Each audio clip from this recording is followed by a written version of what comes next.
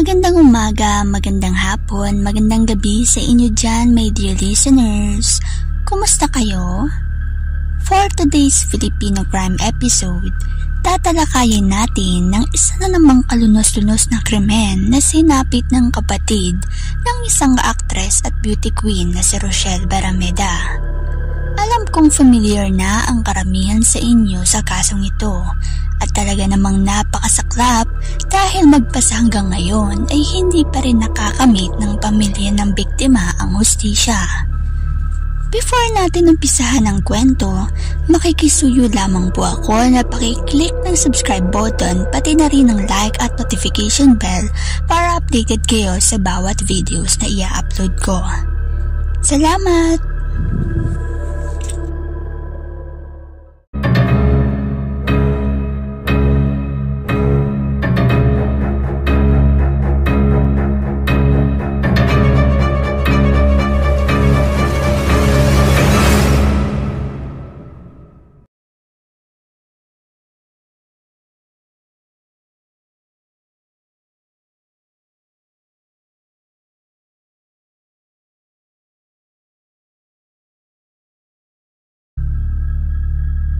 Bunso sa 4 na magkakapatid ang biktima na si Ruby Rose Barameda. Retirado sa Air Forces of the Philippines ang kanilang amang si Robert Barameda, habang retired teacher naman ng kanilang ina na si Asuncion. 17 years old noon si Ruby nang ligawan siya ng suspect na si Manuel Jimenez III o kilala sa tawag na Third. Pareho silang estudyante noon sa University of Perpetual Help sa Las Piñas, kung saan naging mass communication student si Ruby at management naman ang kay Third. 19 years old naman si Ruby nang siya ay unang mabuntis at napagdesisyonan ng dalawa na magpakasal sa San Agustin Church noong August 1, 2000. Sa bahay ng pamilya Jimenez sa BF Homes Las Piñas tumuloy sina Ruby. Tumigil sa pag-aaral si Ruby hanggang sa siya'y manganak at bumalik sa eskwela. Maayos naman nung una ang pagsasama nila ni Third, subalit makalipas ang 3 taon, nagsimula na umanong mangbabae si Third. Ika-20 ng Enero 2007, kasal ng kapatid ni Third sa Tagaytay. Bandang 12 ng tanghali, tumawag na lang bigla si Ruby kay Rochelle. Umiiyak ito at nagpapasundo dahil sinaktan daw siya ni Third. Pumunta sila Rochelle sa bahay ng mga Jimenez kasama ang ama nga si Robert. Nagsumbong si Ruby sa pambubugbog na ginawa ni Third. Ayon kay Rochelle, hinanap ni Third ang hikaw na gagamitin niya sana sa kasalan. Nang di maibigay ni Ruby ang hikaw, bigla na lang daw itong nagalit at agad siyang sinaktan. Inuntog-untog nito ang ulo ni Ruby sa kanilang cabinet. Kinuha pa raw nito ang cord ng telepono at isasakal dapat kay Ruby, subalit nasipa siya ni Ruby at nakawala ito kay Third. Sa harap pa umano mismo ng anak nilang nooy 7 taong gulang ginawa ni Third ang pananakit. Unang beses daw pagbuhatan ng kamay ni Third si Ruby, kaya't nagdesisyon itong bumalik sa bahay ng mga Barameda. Isasama na dapat nila Rochelle ang mga anak ni Ruby sa kanilang bahay, subalit dahil flower girl noon ng kanilang anak, nakiusap si Attorney Jimenez na hayaan mo nang dumalo sa kasalan ang mga bata. Ang usapan, ibabalik nila ang mga bata ng 9 p.m. at ihahatid mismo sa bahay ng mga Barameda. Dumiretso sa ospital si Ruby para magpa-medical examination. Bandang 6 p.m., tinawagan na ni Ruby ang yaya ng kanyang anak, subalit di nito sinasagot ang kanyang mga tawag. Alas 8 ng gabi, sinubukan na naman niyang tawagan ang tiyahin ni Third at biyanan, subalit hindi rin ito sumasagot. Eksakto 9 p.m., nakausap niya mismo ang anak at sinabi nitong di siya uuwi dahil sa Cavite sila dediretso pagkatapos ng kasal. Ang ginawa nila Ruby, pumunta sila sa Las Piñas sa mga Jimenez at hinintay doon ng mga bata. Bunsong kapatid lang ni Third na nooy nasa edad 17 anyos pa lang ang dumating at kumausap sa kanya upang humingi ng pasensya. Umabot na ng 3 AM ang kanilang paghihintay, hindi pa rin sila umuwi kaya't umalis na lang sila. 3 araw itinago kay Ruby ang 2 niyang anak at pagdating sa korte, inutos ni Judge Aglugub na magpasa na lang ng motion for custody sina Ruby para sa kanila mapunta ang kustodiya ng mga anak.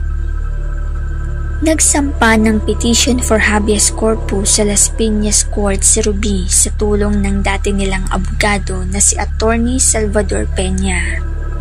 Nagkaroon ng pagdinig ng kaso at noong January 30, 2007, pinakita ni Third ang 2 bata. Kasama raw niya nun ang bodyguard na si Spike Descalzo at mga tiyahin. Tinanong kanilang panganay kung kanino niya gustong sumama at sumagot ito na sa bahay ng kanilang ama na lang dahil mas malapit ito sa eskwelahan. Dahil 7 taong gulang mahigit na ang kanyang anak at pinili nitong tumira sa mga Jimenez, hinayaan ito ni Ruby at sinabi kay Judge Aglugub na kahit ang bagong panganak niyang sanggol muna ang mapunta sa kanyang pangangalaga, lalo na't nagpapa-breastfeed siya. Ngunit sumagot naman si Judge Aglugub at sinabing kawawa naman daw ang 2 bata kung paghihiwalayin, kung kaya't si Ruby na lang daw ang pumunta upang bisibisitahin ng kanyang mga anak. Araw-araw pumupunta si Ruby kina Third para bisitahin ang kanyang mga anak at para magpa-breastfeed. March 14, 2007. Naglabas ng desisyon ng korte na na-dismiss ang temporary protection order na unang isinampa ni Ruby Rose. Ito rin ang huling araw na nakitang buhay si Ruby Rose Parameda. Nawala siya sa loob ng mahigit 2 taon at pagtapos nga ng matagal na paghahanap sa kanya ay natagpuan ng kanyang bangkay na nakasilid sa isang drum na may semento na nakalagay pa sa isang steel box na sementado rin. Inabot ng 2 taon bago natagpuan ang steel case na kinilalagyan ng bangkay ni Ruby Rose sa ilalim ng tubig sa Navotas Fishport. Ayon kay Rochelle, umalis si Ruby Rose ng 12:30 ng tanghali. Nagpunta si Ruby sa iBank para magdeposito ng pera sa bangko bago puntahan ng kanyang mga anak. Gamit pa umano ni Ruby ang Mitsubishi Galant na may plakang TNS 715 na pagmamay-ari ng ama niyang si Robert. Nang sumapit ang 4 na oras ng hapon, tumawag ang kaibigan nito sa kanya at sinabing nakapatay lahat ang phone ni Ruby at hindi nga nito makontak ang kaibigan. Nagtaka si Rochelle at sinabing imposibleng naka-off lahat ng phone ng kanyang kapatid at nang tawagan niya nga mismo ito ay naka-off nga ang phone ni Ruby Rose. Pinatawag ni Rochelle ang kasambahay nila sa pamilya ni Third dahil ang alam nga nila ay pumunta si Ruby sa bahay ng mga ito upang bisitahin ang kanyang mga anak. Ngunit nang makausap nito si Attorney Jimenez na ama ni Third, sinabi nitong wala sa kanila si Ruby kaya doon na siya nagsimulang kabahan. Noong gabing yun, sinubukan niyang tawagan si Third ngunit hindi siya nito sinasagot pati na ang text niya dito tungkol sa pagkawala ni Ruby. Pinuntahan ng asawa ni Rochelle ang gwardiya ng BF Homes at nagtanong kung may nagdaang galant na kotse subalit wala rin umano itong nakita. 8:00 na ng gabi, wala pa rin si Ruby Rose kaya't nagdesisyon silang mag-blatter na sa barangay Talon 5. Naghanap sila mula 8 p.m. hanggang 4 a.m. subalit hindi pa rin nila natagpuan si Ruby. Nagdesisyon na silang pumunta sa Police Anti-Crime Emergency Response sa Camp Crame at nag-report.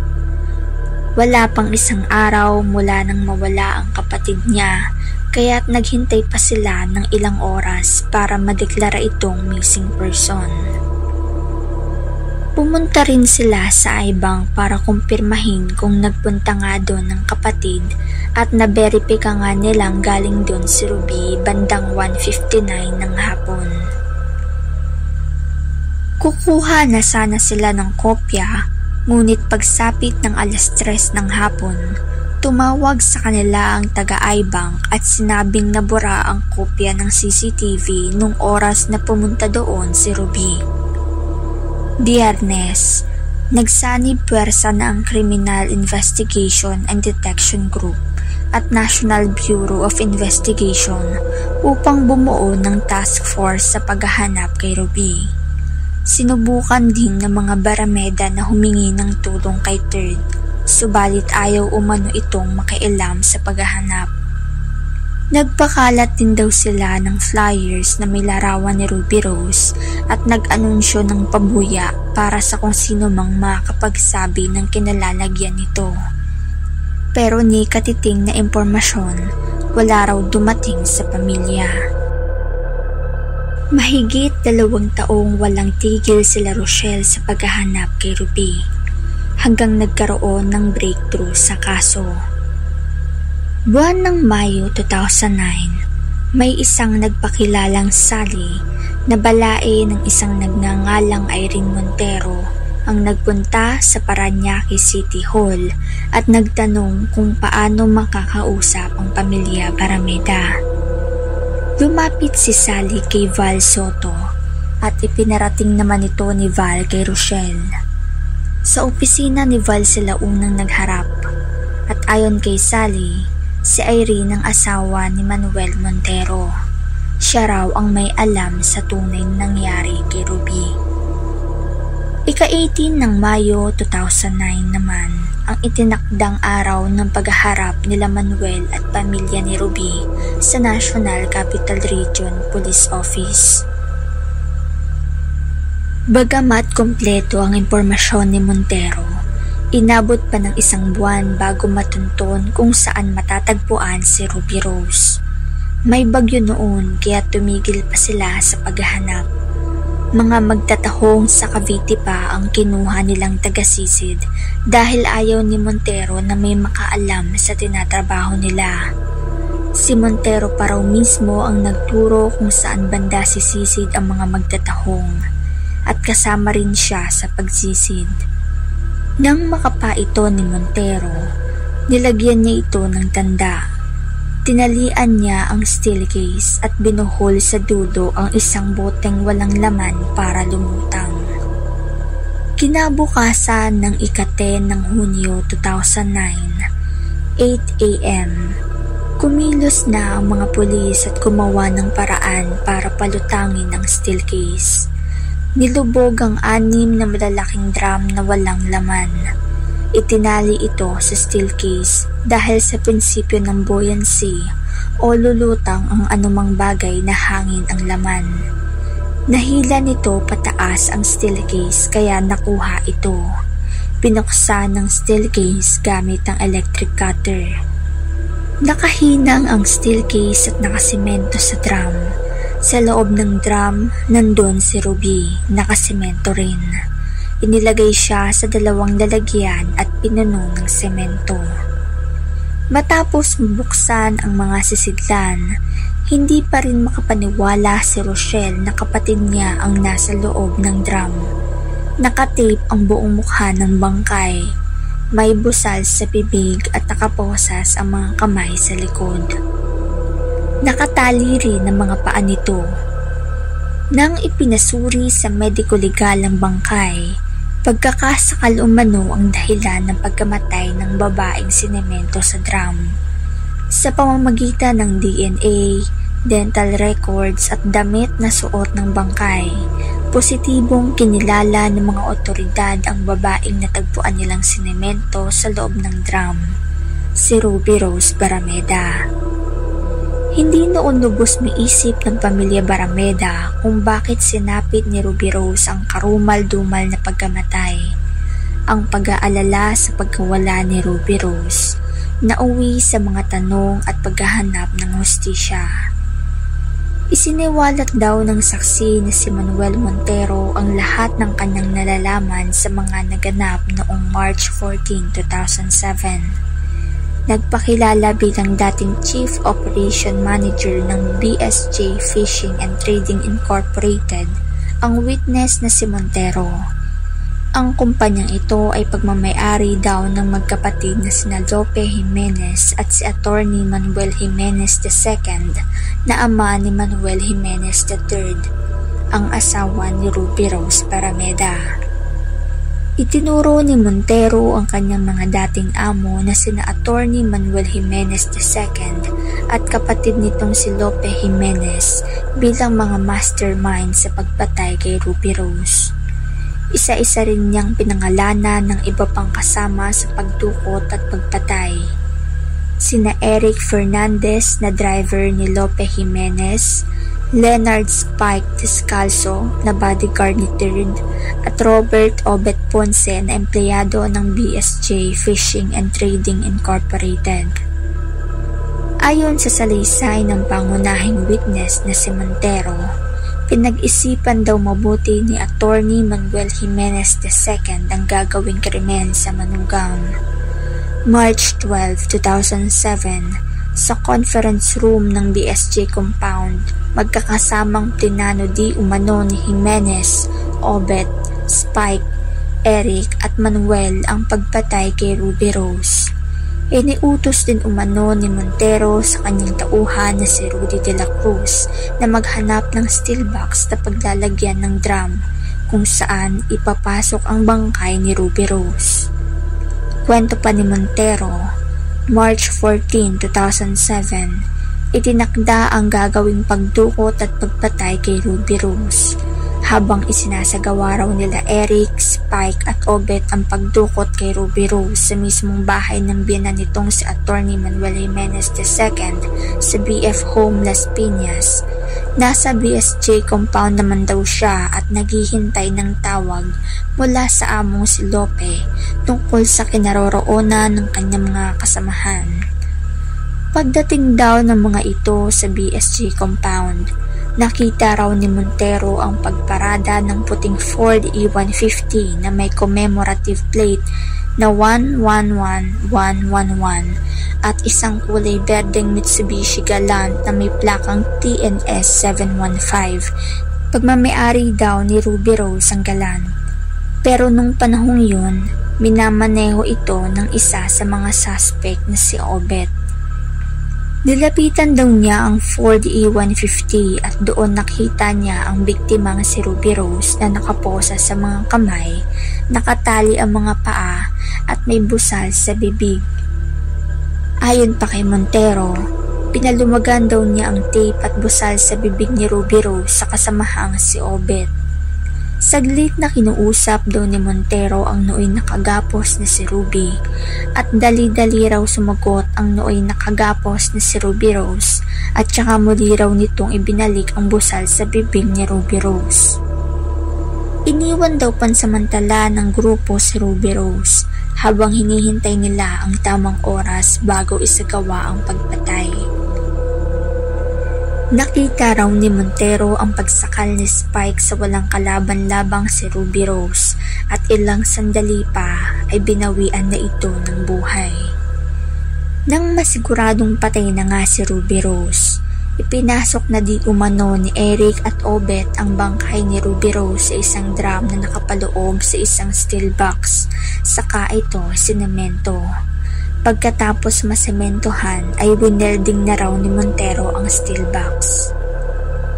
March 15, 2007, isinakay daw ng grupo ang steel box sa isang telescopic truck para dalhin sa Navotas Fishport. Isinakay daw ng grupo ang steel box sa isang tugboat para itapon ang bangkay ni Ruby Rose sa dagat. Pagkatapos ng matagumpay na pagpatay at pagtapon sa bangkay ni Ruby Rose sa dagat, bumalik daw ang grupo sa BSJ compound at doon di umano ang isang tawag ni Jimenez ang natanggap ni Montero. Nung araw din ng March 15, 2007, muli raw nagkita-kita ang mga suspect sa conference room ng BSJ Fishing and Trading Incorporated at doon binigyan di umano ni Lope Jimenez ng tig 50,000 bilang kabayaran kina Obet, Eric at Spike. Ang sasakyan na Mitsubishi Galant na pagmay-ari ni Ruby Rose, pinagtulong-tulungan nila chap-chapin at sunugin kasama ang iba pa niyang kagamitan. Ayon sa salaysay ni Montero, kahihiyan ng pamilya ang itinuturong dahilan sa pagpatay kay Ruby Rose. Nabanggit daw ito mismo sa kanya ng amo niya si Lope Jimenez. Hindi raw naging maayos ang pagsasama nila Ruby Rose at Third ayon kay Rochelle. Di nagtagal, umabot pa sa pisikalan na pananakit kay Ruby Rose ang away ng mag-asawa. Ayon pa kay Rochelle, noong January 21, 2007, nagkaroon ng sakita ng mag-asawa. Nagsampa ng kasong custody si Ruby Rose para makuha ang dalawang anak na nooy nasa poder ng amang si Third, ngunit natalo ito. Sa pagkakabasura sa kaso ni Ruby, tuluyan na siyang nahiwalay sa kanyang mga anak na sila Marga at Marta. Matagal na siyang gustong hiwalayan ni Third at natatagalan lang ang kanilang paghihiwalay dahil may dalawa silang anak, pero nagkaroon na rin ng bagong kinakasama itong lalaki. Konsensya at takot para sa kanyang buhay ang itinuturong dahilan sa paglantad ng witness na si Manuel Montero. Ayon sa salaysay ni Montero, ilang buwan pagkatapos maisagawa ang pagpatay at pagtapon sa bangkay ni Ruby Rose, nagtangka raw siyang mag-resign sa trabaho at magpaalam sa among si Lope Jimenez, ngunit hindi raw siya nito pinayagan. Tumakas at nagtago raw siya kasama ang kanyang pamilya sa takot na ipapatay rin siya ng mga Jimenez. Kusang loob na sumuko sa tanggapan ng NCR-POR-PIOU o National Capital Region Police Office, Regional Police Intelligence and Operations Unit noong May 18, 2009 si Montero upang isiwalat ang kanyang partisipasyon sa krimen noong March 14, 2007. Humihingi ng hustisya ang mga kaanak ng biktima at noon ngang 2019 ay dinismiss ng Malabon Court ang kasong parricide at murder na isinampa sa mga suspects sa brutal na pagpatay sa biktima. Idinismiss ni Judge Edwin Larida ng Malabon Regional Trial Court Branch 170 ang kasong parricide laban sa asawa ni Ruby Rose na si Manuel Jimenez noong August 15, 2019 for lack of probable cause.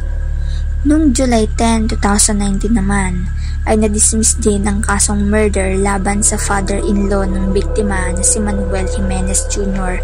na isang abogado. Pati na rin ang dalawa pang kaso laban sa dalawa pang suspect na sina Leonard Spike Descalzo at Norberto Ponce. Ang dahilan ng pagka-dismiss ng kaso, due to failure to establish their guilt beyond a reasonable doubt. Ang dalawa pang natitirang suspect na sina Lope Jimenez at Areneo Fernandez ay pinawalang sala naman ni Judge Saldi Lucena ng Malabon Regional Trial Court Branch 170 pagtapos niyang i-grant ang motion ng mga suspect na iwaksi ang mga impormasyon at i-cancel ang warrant of arrest laban sa kanila noong December 11. Hindi pa man nahuhuli ng mga pulis ay ipinakancel na nila ang warrant of arrest sa kanilang motion noong August 14. Pagmamay-ari ni Lope Jimenez ang Buena Suerte Jimenez Fishing and Trading Corporation kung saan umano naganap ang krimen mahigit isang dekada na ang nakakaraan. Kinuwestiyon din ng pamilya ni Ruby Rose Barameda ang biglaang pagkawala ng testigo na si Manuel Montero. Ang pagkawala nito ang mismong naging dahilan kung bakit na-dismiss ang parricide at murder case na inihain ng pamilya ng biktima sa korte noong August 2009. Inalis ng korte noong 2015 sa mga talaan ang testimonya ni Montero dahil hindi ito nakatapos ng direct at cross-examination. Hindi rin sumipot si Montero sa korte mula Marso hanggang Mayo 2015 para kumpletuhin ang kanyang testimonya. Dahil dito, ipinasya ng korte na hindi nito maaaring aminin ang kanyang mga naunang sinumpaang salaysay bilang ebidensya. Binawi rin ni Montero ang kanyang testimonya sa isang sulat kamay na pahayag na inihain sa korte noong May 12, 2013, ilang linggo matapos siyang tumakas mula sa Witness Protection in Camp Bagong Diwa noong March 20, 2013 at sinabing lahat ng kanyang mga pahayag laban sa mga Jimenez ay kasinungalingan. Bago niya binawi ang kanyang testimonya, inakusahan ni Montero sina Fernandez, Norberto Ponce at Leonard Spike Descalzo na sinakal umano ng mga ito si Ruby Rose hanggang mamatay at pinagsemento ito sa utos ng mga Jimenez. Inakusahan niya si Lope Jimenez, kapatid ni Jimenez Jr., ng pagbibigay sa kanila ng 50,000 para sa pagpatay. Ayon kay Rochelle na kapatid ng biktima, ni hindi man lamang sila in-inform ng National Capital Region Police Office nang mawala ang testigo. Hinala nila na pinakawalan ng testigo at may nagbayad umano upang mapalaya ito. Sa isang pahayag, sinabi ng pamilyang Barameda,